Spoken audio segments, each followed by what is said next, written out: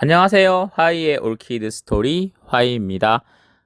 오늘은 화이의 초이스 두 번째 이야기입니다. 두둥. 네. 오늘은 가장 키우기 쉬운 난초 세 가지를 뽑아봤습니다. 제가 가장 쉬운 난초 세 가지 뽑았다고 해서 혹시 이거 키우시는 분들이 이거 어려운데 무슨 소리야? 하실 거예요.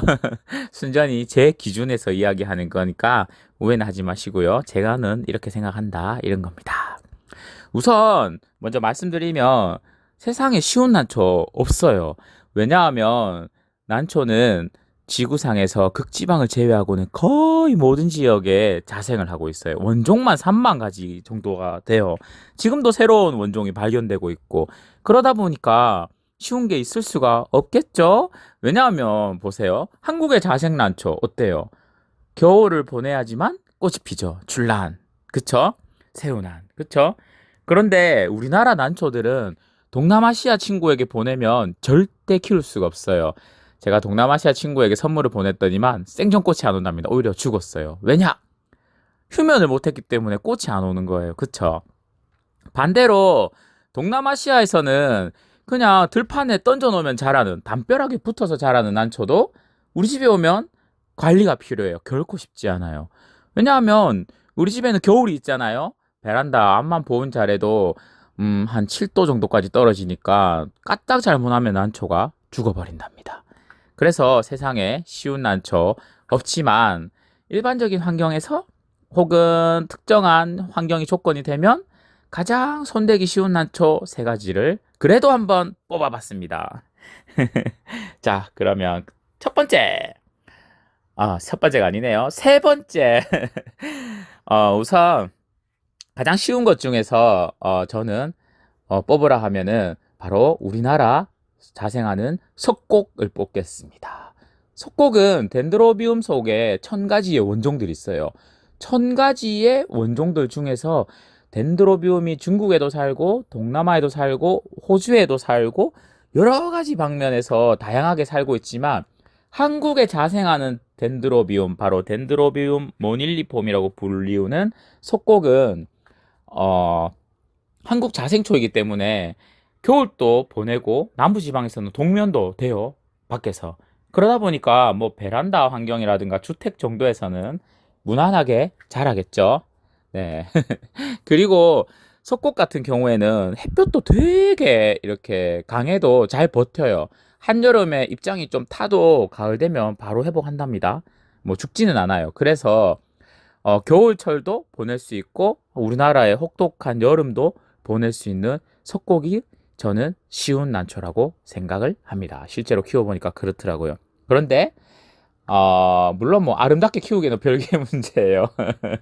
네, 석곡 어떤가요? 너무 예쁘죠? 우리나라에 자생하는 원종 덴드로비움이랍니다. 그러면 두 번째. 두 번째는 바로 저는 풍란을 뽑겠습니다. 풍란이라고 하면은 반다 속에는 약 한 50여 가지의 원종 반다들이 있는데 그 중에서 한국에 자생하는 원종 반다예요. 반다 팔칸타라고 하거든요. 옛날에는 네오피네타 팔칸타라고 하는데 이 반다 팔칸타라고 불리우는 우리가 아는 소요 풍란들이 최대 자생지는 우리나라가 아니라 사실은 일본 쪽이에요. 일본 오키나와 섬 있죠. 오키나와보다 조금 북쪽에 아마미라고 하는 섬들이 모여있는 군도가 있는데 그곳이 최대 자생지랍니다. 사실 풍란은 우리나라 남해안이 생존하는데 북방 한계선이 돼요.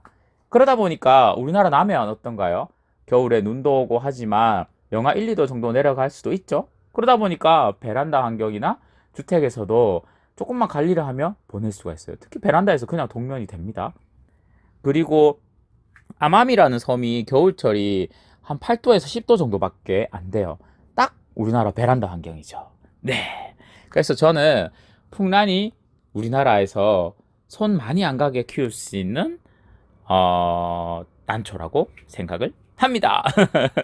그럼 니는 화인이는 풍란 얼마나 잘 키우는데 한번 보자 하면 좀 잘 못 키워요. 왜냐하면 변명 같지만 아름답게 작품으로 키우는 것이랑 무난하게 꽃 펴서 그냥 매년 꽃 보는 거랑 이야기가 달라요. 그쵸? 저는 그냥 이렇게 그러니까 말 그대로 처음 입문하시는 분들이 감자꽃 키우기에는 북란이 무난하다 이런 얘기입니다. 꼬리를 살짝 내려봅니다. 오해하지 마시고요. 네. 그러면은 두구두구두구두구 바로 대망의 1위 1위는요. 저는 카틀레아 속에서 뽑아볼게요. 카틀레아 속은 중남미 대륙의 거의 넓은 지역에 자생을 해요. 브라질, 북으로는 베네수엘라, 페루, 뭐 이렇게 멕시코 남단에서부터 아르헨티나 북부 지방까지, 그러니까 아주 넓은 광범위한 위도에서 자생을 해요. 중남미에는. 그러다 보니까 쉬운 곳도 있고 어려운 곳도 있어요. 그 중에서 저는 베네수엘라 쪽 난초들은 조금 어려워요. 왜냐하면 얘네들이 물을 많이 줘야 되거든요. 그런데 브라질에 사는 애들은 좀 쉬워요. 그 중에서도 브라질은 사막 비슷한 환경이 있는 데가 있어요.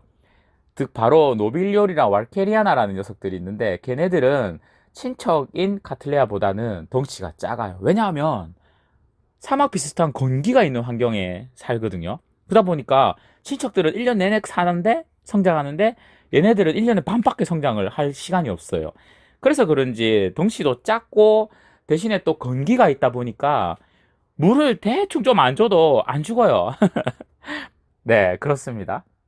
대신에 건조한 지방에 착생해서 살다 보니까 뿌리를 화분에다 심으면 관리가 좀 어려워요. 부작해서 베란다에 걸어두면 잊어먹듯이 키우면 잘 됩니다. 네. 요거는 제가 자신있게 말씀할 수 있겠어요. 왜냐하면 제가 아시다시피 왈케리아나 협회 활동도 하잖아요. 그래서 뭐 국내에서는 자신있게 왈케리아나에 관해서는 제가 뭐 이렇다라고 좀 자신있게 얘기할 수 있는데 정말 카틀레아 50여 가지의 원종 중에서 노빌리올이랑 왈케리아나 그 중에서 특히 왈케리아나가 쉽습니다. 부작으로 하시면 그냥 던져주면 자란다라는 걸 실감하실 겁니다. 물론 또 예쁘게 키우는 거랑 꽃을 잘 피우는 거는 별개 문제예요.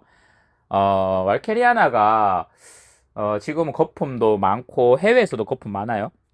그리고 비싸기도 하고 또 어떤 건 또 싸게 올라오기도 하지만 네, 저렴한 거 하나 구하셔서 접해보시는 것도 괜찮을 듯 합니다. 정말 쉽습니다. 네, 어떤가요?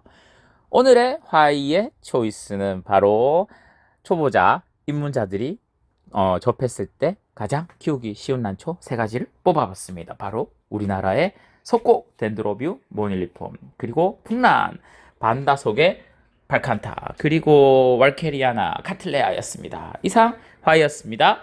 안녕히 계세요.